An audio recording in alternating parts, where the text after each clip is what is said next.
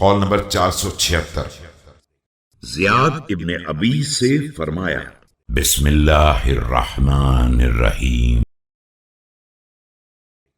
لزياد بن أبيه وقد استخلفه لعبد الله بن العباس على فارس وأعمالها في كلام طويل كان بينهما نهاه فيه عن تقدم الخراج۔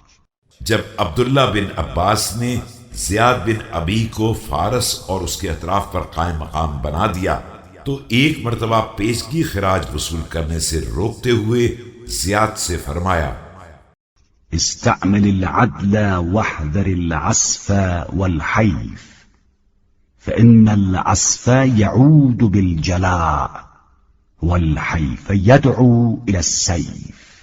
کہ خبردار عدل کو استعمال کرو اور بیجا دباؤ اور ظلم سے ہوشیار رہو کہ دباؤ عوام کو غریب الوطنی پر آمادہ کر دے گا اور ظلم تلوار اٹھانے پر مجبور کر دے گا۔